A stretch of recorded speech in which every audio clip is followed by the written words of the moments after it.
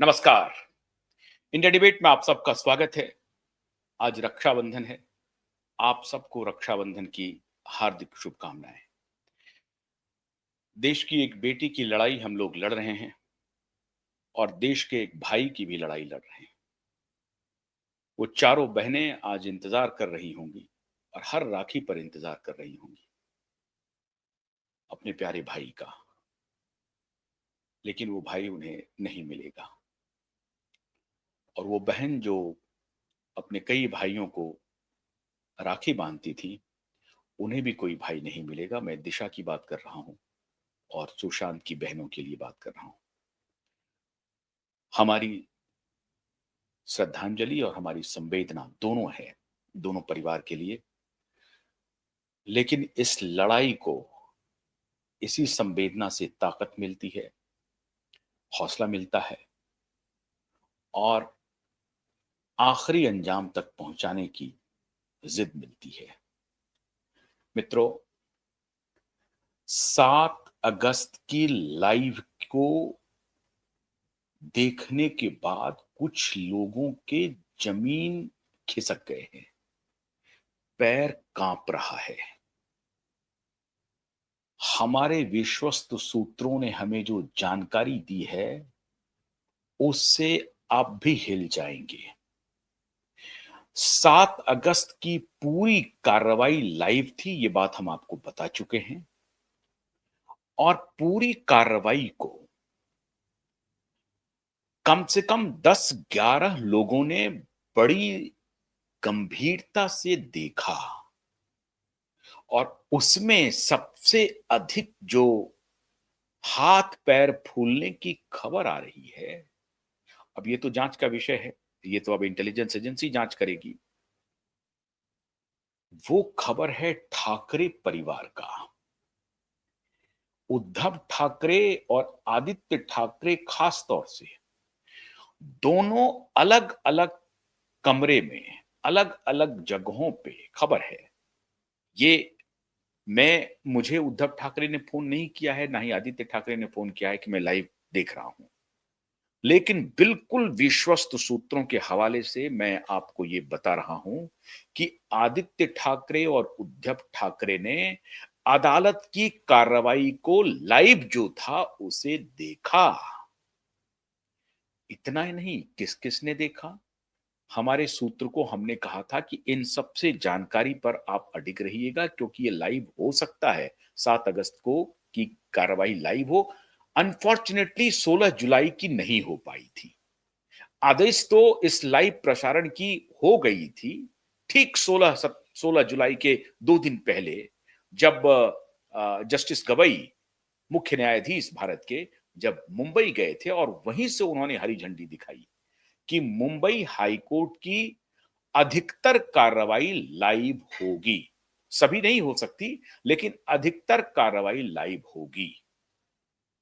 और उसमें जस्टिस गडकरी और जस्टिस पाटिल का बेंच भी शामिल था। और दिशा का ये केस जस्टिस गडकरी और जस्टिस पाटिल के ही बेंच में था।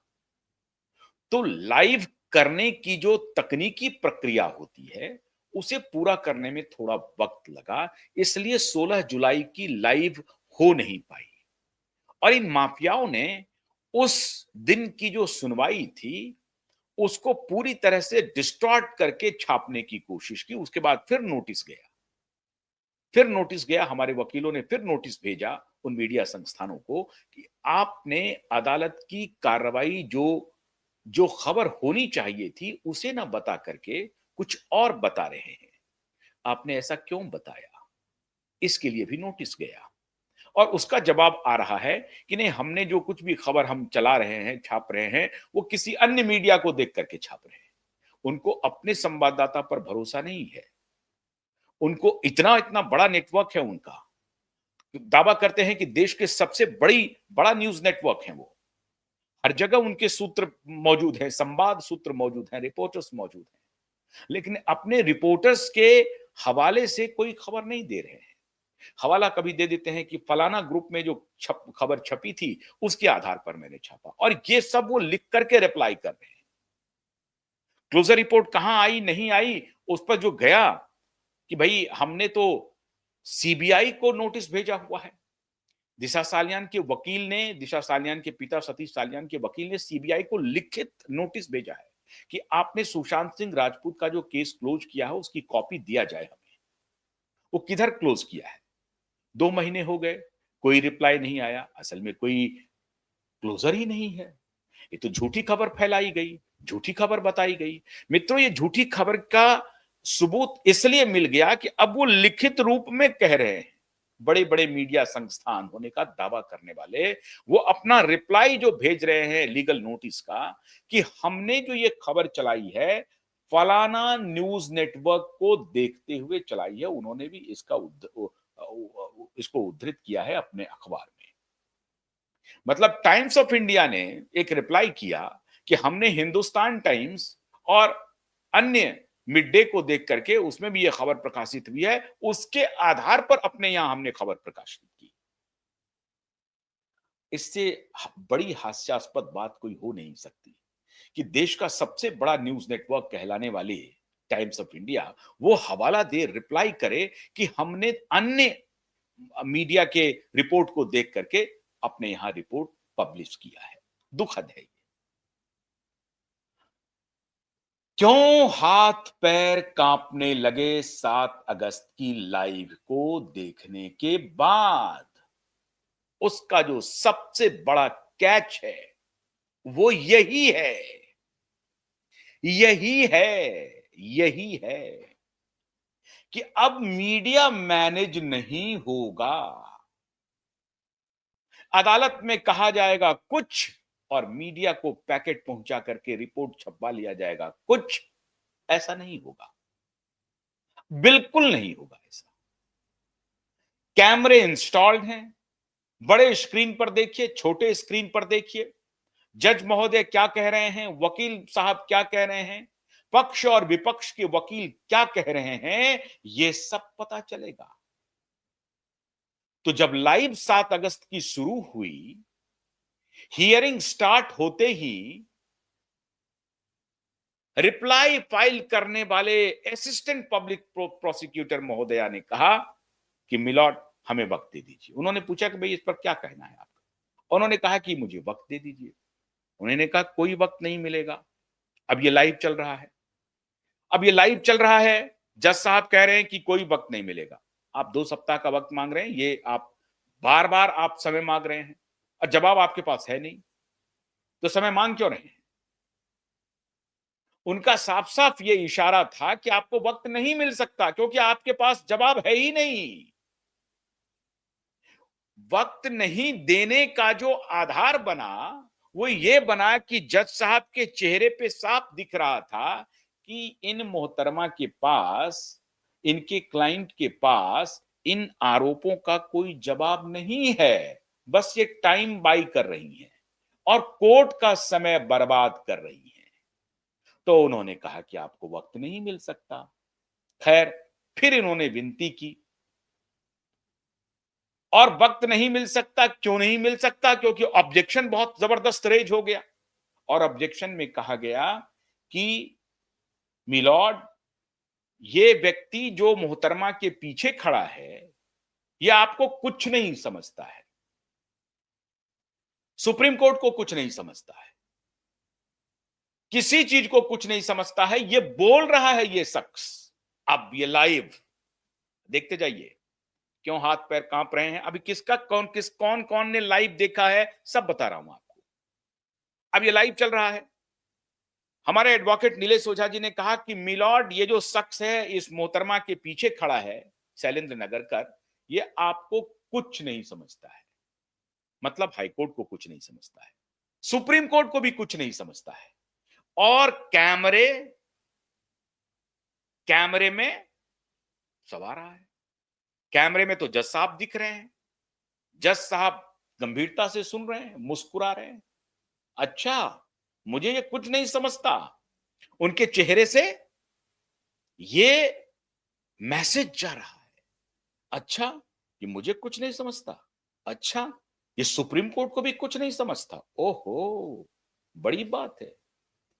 और एक तरफ नगरकर मौन साधे खड़ा है, ऑब्जेक्ट नहीं कर रहा है नगर कर कि मिलॉर्ड जो वकील साहब बोल रहे हैं वो झूठ बोल रहे हैं, नहीं बोल रहा है। क्यों? क्योंकि माननीय नीलेश ओझा के पास उस बातचीत के प्रमाण हैं। मतलब वहां और भी कोई विटनेस है, और कल तो नीलेश ओझा जी ने बातचीत में कहा कि डिजिटल प्रमाण है, मतलब रिकॉर्डिंग भी है।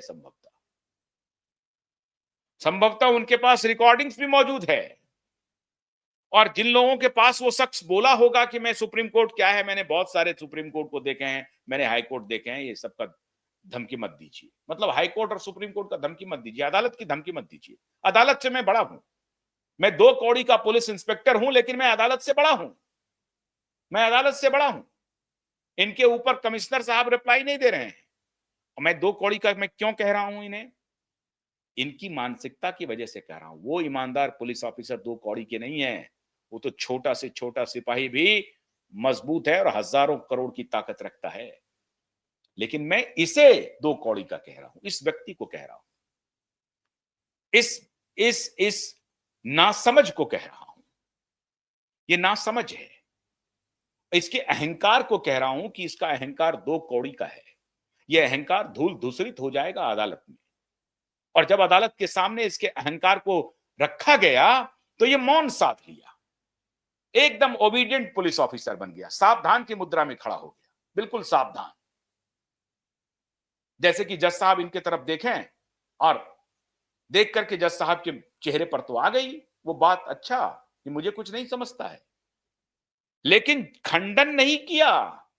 नीलेश ओझा के बयान का कोई खंडन नहीं किया, एक शब्द नहीं बोला, मतलब स्वीकार कर लिया, स्वीकार कर लिया कि हां मैंने ये बात कही है।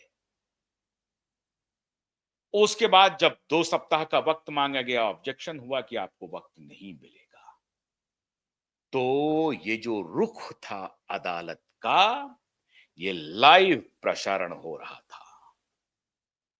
और आदित्य ठाकरे, उद्धव ठाकरे, डिनो मौर्य, आहा, डिनो मौर्य के गैंग, पंचोली की भी खबर है, डिनो मौर्य, आदित्य ठाकरे, उद्धव ठाकरे, और दिशा के केस में जो विटनेस आए हैं, माननीय सतवंत सिंह, और वो जो नावेद है, वो जो एम्बुलेंस का आदमी है, ये सब कांप रहा है। फौरन फोन घन घन करने लगा, रिंग बजने लगा मोबाइल का कि अरे बाबा, ये तो हियरिंग शुरू हो गई लाइव, अदालत की हियरिंग तो लाइव चल रही है बाबा। सतीश साल्यान के वकील कह रहे हैं कि इन्हें वक्त नहीं देना है, वो तो कह रहे हैं कि कस्टडी में लेना है शैलेंद्र नगरकर को। अरे बाबा, तो ये नावेद, ये सतवंत, वो एम्बुलेंस का ड्राइवर, ये डिनो मौर्य, ये सूरज पंचोली, रिया चक्रवर्ती को भी संदेश गया, लेकिन शायद वो देखी कि नहीं देखी। और सबसे बड़े खिलाड़ी परमवीर सिंह, सारा काम छोड़ करके परमवीर सिंह कल खंगाल करके कि कहां पर ये लाइव चल रहा है, इसे देखा जाए। खबर है विश्वस्त सूत्रों के हवाले से मित्रों कि परमवीर सिंह ने भी 7 अगस्त के लाइव को संभवतः देखा है। तब मैं आपके सामने ये खबर दे रहा हूं, और अब ये तो जांच का विषय है, ये तो एजेंसी पता करे। हमारे पास तो ईमानदार पुलिस ऑफिसर जिनका की नेटवर्क है इन लोगों के आसपास, ये लोग समझते हैं क्या कि इनका नेटवर्क काम कर रहा है? क्यूबाइट का अपना कोई नेटवर्क नहीं है, नीलेश ओझा और 50 वकीलों की जो टीम है उसका कोई नेटवर्क नहीं है। 1 मिनट जरा मेरा फोन दें, और एक मैं आपको तस्वीर भेज रहा हूं, उसे शेयर कीजिएगा। हाँ, 1 सेकंड, मैं अभी आपको एक तस्वीर भेज रहा हूं। जिससे हमारे दर्शकों को हौसला होगा कि ये लड़ाई आप कैसे जीतेंगे। आइए अब मैं आपको एक तस्वीर दिखाता हूं कि कैसे हमारे वकील महोदय खड़े हैं अदालत में। उनकी भीड़ देखिए, जरा देखिए आप। हाँ, है। हाँ, जरा उसकी तस्वीर दिखाइए। अदालत में जो है ये तस्वीर दिखाइए, ये देखिए वकीलों की फौज देखिए। अभी ये तो सामने में दिख रहे हैं जो फोटो में आ गए हैं। देखिए वकीलों की फौज। जब कहता हूं, अदालत में जज साहब को कहना पड़ा कि नीलेश जी अपने टीम को थोड़ा थोड़ा पीछे कहिए, पूरा हॉल भर गया है। खचाखच भरा हुआ था, खचाखच। और उधर से दो दो और वो दोनों के भी जुबान चल नहीं रहे थे, समय मांग रहे थे सिर्फ।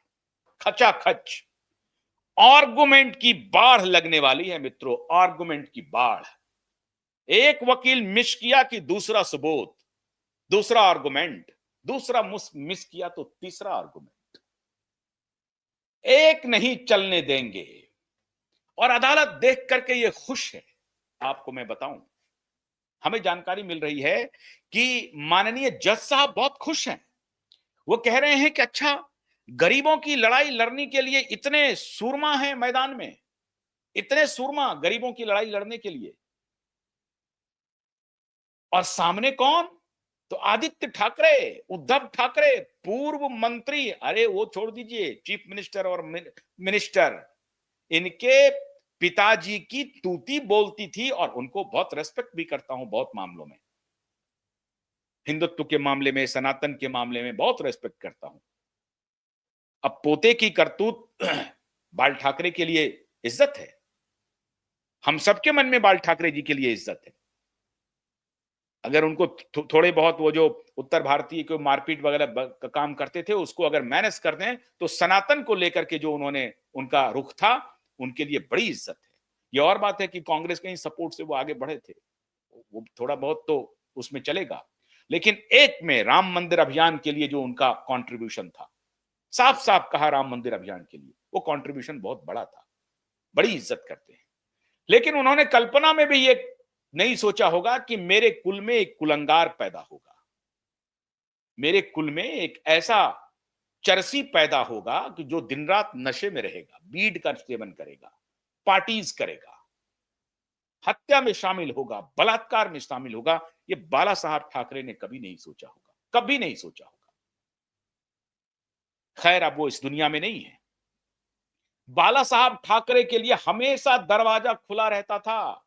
कोई सामान्य कार्यकर्ता हो, बड़ा नेता हो, 24 घंटे में कभी भी बाला साहब ठाकरे के यहां पहुंच सकता था। ये था बाला साहब ठाकरे, ये थे बाला साहब ठाकरे। लेकिन ये बेटा, अब पोता, दरवाजा बंद। अरे बड़े बड़े नेता नहीं मिल पाते हैं इन दोनों से।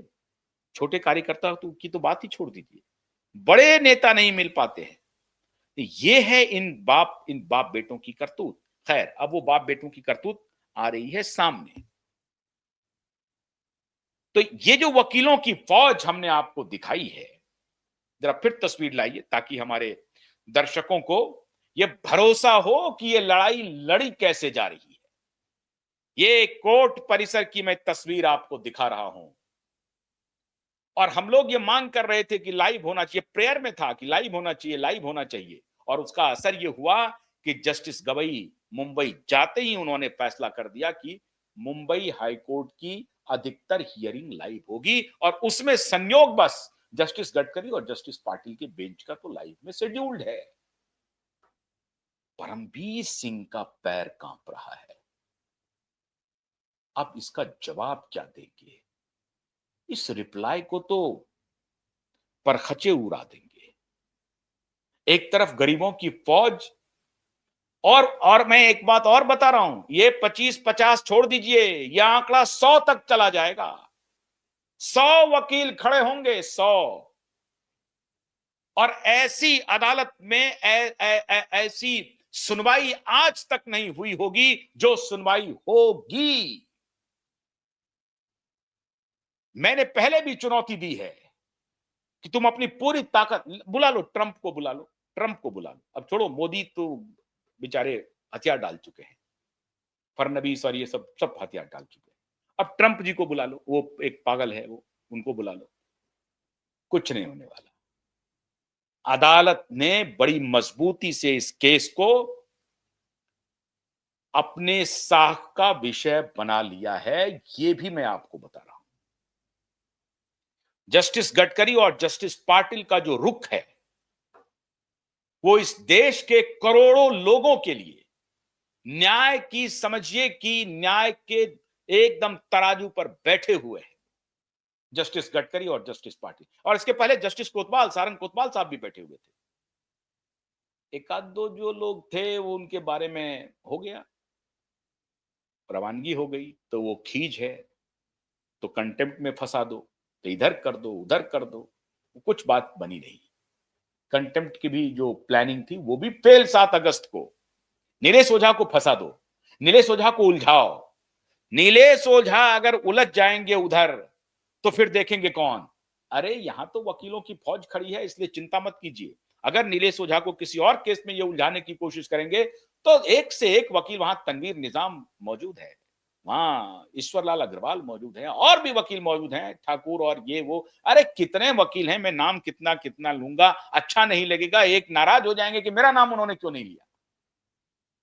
तो मैं पूरे टीम का नाम ले रहा हूं कि ये जो तस्वीर देख रहे हैं ना, ये वकीलों की फौज गरीबों की लड़ाई लड़ रहा है। और ये संदेश अदालत को चला गया है साहब। और तब जब ये लाइव होगा तो दुनिया में नजीर बनेगा। निर्भया केस, निर्भया केस में सरकार एक्टिव थी, पुलिस एक्टिव थी। ये केस क्यों नजीर बनेगा? निर्भया केस में सरकार पुलिस दोनों एक्टिव थी, यहां सरकार और पुलिस दोनों इनएक्टिव है, बैकफुट पर हैं, लीपापोती करना चाहते हैं, दोस्ती निभाना चाहते हैं। बाला साहब ठाकरे के पोते हैं, मैं कैसे उसे गिरफ्तार करूं, ये दोस्ती निर्वाह किया जा रहा है सरकार की तरफ से। 5 साल से ये लॉन्गेस्ट इन्वेस्टिगेशन चल रहा है, 3 साल से उनका एसआईटी का ही इन्वेस्टिगेशन चल रहा है। तो इसलिए ये केस डिफरेंट है, और इसीलिए 7 अगस्त की जो लाइव थी वो पटाक्षेप कर दिया, वो न्याय की दिशा में आपका पहला कदम बढ़ गया और आप जीत गए। आप केस जीत चुके हैं, दुनिया की कोई शक्ति एफआईआर रजिस्टर करने से रोक नहीं सकती। जब नीलेश ओझा जी ने केस लाओ दिया माननीय अदालत के सामने, कहा कि मिलॉर्ड ये केस लाओ है, ये सुप्रीम कोर्ट का केस लाओ है, इससे भी गलत तरीके से यही मुंबई पुलिस ने एफिडेविट दिया था और उसको एक बार की हाईकोर्ट ने कबूल भी कर लिया था, मैटर क्लोज भी कर दिया था। सुप्रीम कोर्ट ने उसको फिर से रीओपन किया और कहा नथिंग डूइंग, जाइए और केस में एफआईआर रजिस्टर कीजिए, ये केस लाओ है। अब अदालत के हाथ, अदालत क्या कहेगी। अब इसी मुद्दे पर अदालत ने उनसे पूछा, पब्लिक प्रोसिक्यूटर से, कि भाई आपका क्या कहना है, तो 2 सप्ताह का समय दे दीजिए। क्यों 2 सप्ताह का समय देंगे, अभी बताओ, अभी हम हियरिंग शुरू करेंगे। जवाब नहीं है। जवाब नहीं है। परमवीर के पांव कांपने लगे, ठाकरे के पांव कांपने लगे, जो अब तक दूसरों को डराते थे, बेल्ट से, बेल्ट से कोड़े कोड़े चलाते थे, अपने पुलिस ऑफिसर को बोलते थे अरे तुम खाए नहीं हो, ताकत नहीं है, लाओ मैं मर्दानगी दिखाता हूं। एक महिला के ऊपर मर्दानगी दिखाने वाला ये परमवीर अब खुद कोड़े खाने के लिए तैयार रहे। न्याय का कोड़ा अभी चलने वाला है परमवीर पर, न्याय का कोड़ा। तो परमवीर का पांव कांप रहा है कि अब क्या करें, अब क्या तिकड़म करें। अभी तक तो मार्च से हमने अगस्त ला दिया, एफआईआर रजिस्टर नहीं होने दिया।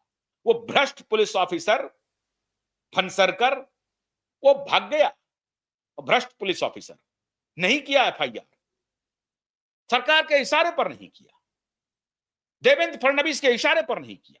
अरे पूरी मजबूती से और जिम्मेदारी से कह रहा हूं, देवेंद्र फडणवीस के इशारे पर एफआईआर नहीं हुआ, और फनसरकर जब तक रहे नहीं किया। ये देवेंद्र भारती, ये हमारे इलाके के हैं, नेतर हाटियन है देवेंद्र भारती, लेकिन परमवीर से लगता है इनका भी सांठ गांठ है। देवेंद्र भारती आते ही केस को नहीं लिया, भूल जाते, बोलते कि नहीं ये हमारे पुलिस के साख के ऊपर सवाल उठ रहा है, मैं इसकी सुनवाई करूंगा और इसे केस लूंगा। नहीं लिया। पॉलिटिकल पोस्टिंग, दोस्ती निभा रहे हैं देवेंद्र फडणवीस से। केस लॉ के सामने दोस्ती नहीं चलेगी और कैमरा अब झूठ नहीं बोलेगा। कैमरे के 24 फ्रेम कंटेंट को डिस्टॉर्ट होने नहीं देगा। नीलेश ओझा क्या बोलेंगे, उनकी टीम के लोग क्या बोलेंगे, दुनिया देखेगी। सबूत हमारे पास क्या है, ये भी दुनिया देखेगी।